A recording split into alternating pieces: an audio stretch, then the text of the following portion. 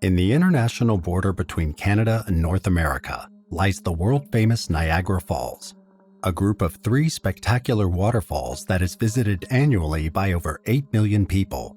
These falls are a force of nature, breathtaking in beauty and terrifying in power.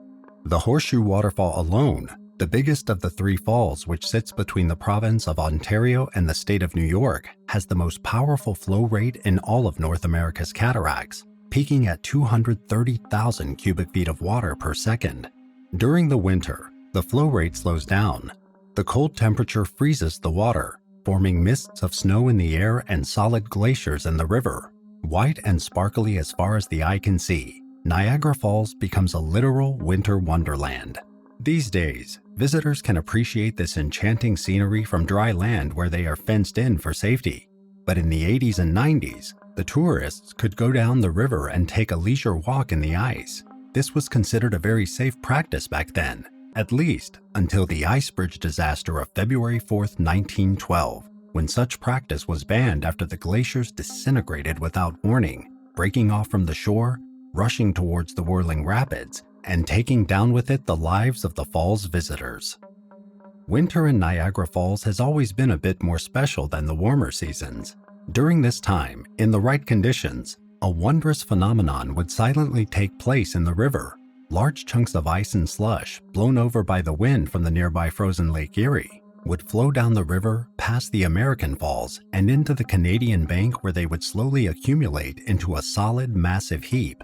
Eventually, the size would grow until it reached the American side of the gorge, creating an ice bridge that chokes the river channel between the cataract and the Upper Steel Arch Bridge downstream.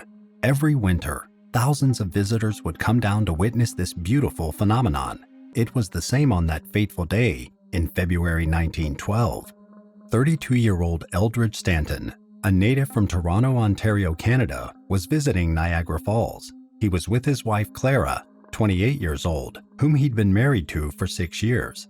Ever since their wedding, the young couple had formed a biannual tradition of visiting the falls, once in summer and once in winter. 6 weeks ago, Clara expressed a keen desire to cross the ice bridge while she was visiting her friends Mr. and Mrs. Fenwick, who live in Bridge Street, Niagara Falls, Ontario, and so she talked with her husband. On February 3rd, they contacted the Fenwicks and told them of their plan. They would visit their friends in the afternoon of the very next day. Then they would cross the ice bridge and return by the Lower Steel Arch Bridge. It was a sound plan. The ice bridge was considered very safe. It was firmly anchored to the shore with a thickness of 60 to 80 feet, a length of about 1,000 feet, and in some places, a quarter of a mile in breadth. The ice bridge had been a safe passage for the past 2 weeks, and it was expected that it would continue to be so until the end of winter, when snow would only start to melt in preparation for spring. But Mother Nature has always been unpredictable. Often what we expect is not what we get. Hand in hand, Mr. and Mrs. Stanton strolled down the ice bridge at noon on February 4. On the bridge with them were 2 teenagers from Cleveland, Ohio, Ignatius Roth and Burrell Hecock, both aged 17. The 2 friends had just crossed the bridge to the Canadian side to take pictures and were on their way back to the American shore. The 2 were having fun, throwing snowballs and playing leapfrogs. Further down the bridge, nearest to the American side, was William Red Hill. He was setting up his refreshment stand in preparation for the immense crowd of excursionists that were anticipated to come down and venture out upon the ice in the next hour. With him is Monroe Gilbert and William LeBlond. All was as usual, when suddenly, Hill felt a tremor beneath his feet. At the same time, a loud cracking sound reverberated, louder than the distant roar of the waterfall. Ignatius laughed when he heard the sound, not thinking much of it, but Hill reacted quickly. The moment he heard the grinding and crashing of the ice, he immediately ran at top speed. He headed towards the Canadian shore and called for the others to follow him. LeBlond and Monroe were hot on his heels, but the others were confused, not fully realizing what had happened. By the time they came to their senses, the bridge was already starting to break from the shore. Hill yelled at them to come to the Canadian side. Ignatius and Burrell hurried towards him, but Eldridge and Clara ran towards the American side. While running, Burrell dropped their camera, which was then picked up by Ignatius. Burrell took it from him and smashed it on the ice, saying that it was no time to think of cameras, They had to fight for their lives.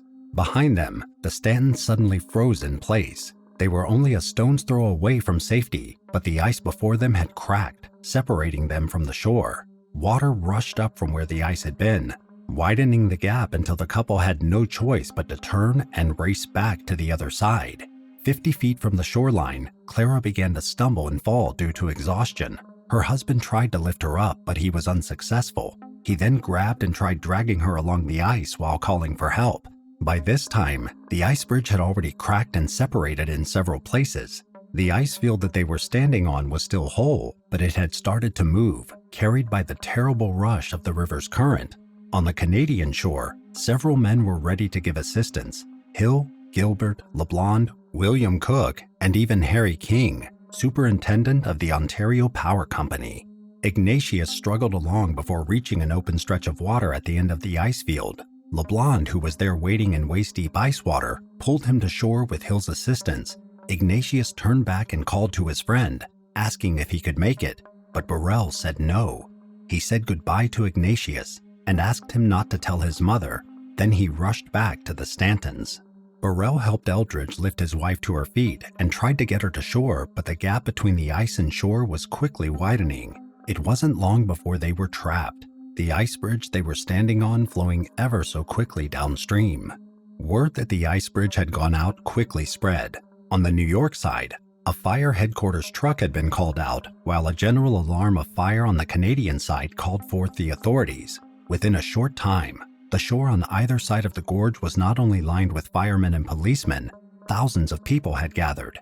They would bear witness to the tragedy that was about to occur. Burrell and Eldridge were pacing back and forth on the ice sheet, thinking of ways on how to save themselves. Clara, already scared out of her mind, stood silently holding her husband's hand. Directly downstream was a hydroelectric station discharging water into the river. As the trio passed beneath the upper steel arch bridge, the pressure from the station's discharge crumbled the nearest edge of the ice they were standing on, forcing them to the opposite side.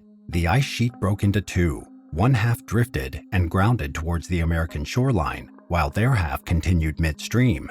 There were two other bridges spanning the gorge. The Niagara Avenue firemen were sent to the lower steel arch bridge, where they took station with a rope. The Canadian firemen had two ropes down from the cantilever bridge, which is about 300 yards above the structure. Just above the old Maid of the Mist landing, the ice floe that the trio was standing on broke into two sections, separating Burrell from the couple. Burrell waved at them and shouted something. Eldridge gave a salute back, his arm around his wife's waist. They were a quarter of a mile from the Whirlpool Rapids, and their chances of survival were getting smaller and smaller. Burrell's ice floe quickly got caught in the current and raced down the river. Above, the Ontario police force dangled ropes for him to catch.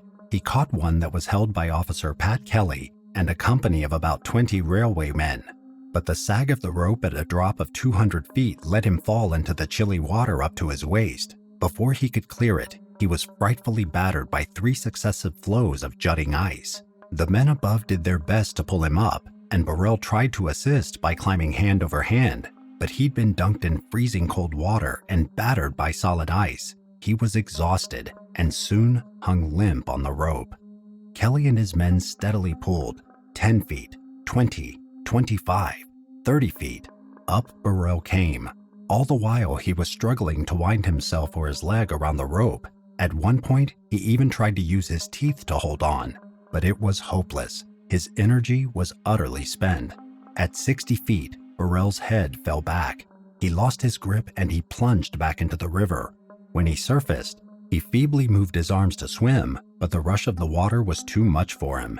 He was in sight for only a half minute before he was gone, never to be seen again. Eldridge watched all of this grimly while his wife hid her face, not daring to look. Their own ice floe had gotten caught in the eddy where they whirled for about 5 minutes, but it was soon caught by the current, bringing them to the same course Burrell had gone. As the floe brought them under the cantilever bridge, Eldridge grasped a rope and tried to tie it around his wife's waist, but the force of the current was too strong and the rope broke apart. He waved the torn end toward the crowd as they drifted past cantilever. Ahead there was still the lower steel arch bridge where Niagara Avenue firemen were stationed. Eldridge prepared himself and caught one of the ropes. The current was faster here as they were nearer the rapids. Their flow quickly drifted past. The fireman gave the rope some slack, and Eldridge, not thinking about himself at all, tried to wind it around his wife. But his efforts were futile. His hands were numb, and the rush of the water was overpowering. When he knew that there was no hope, he let go. He raised his wife to her feet, and Clara, who had obviously long given up, made to cross herself before sinking to her knees. Her husband knelt with her, and together they went to their death. This tragedy happened in plain sight, and it was witnessed by thousands of people, but none of them could do anything. Even the authorities could only dangle ropes over the bridge.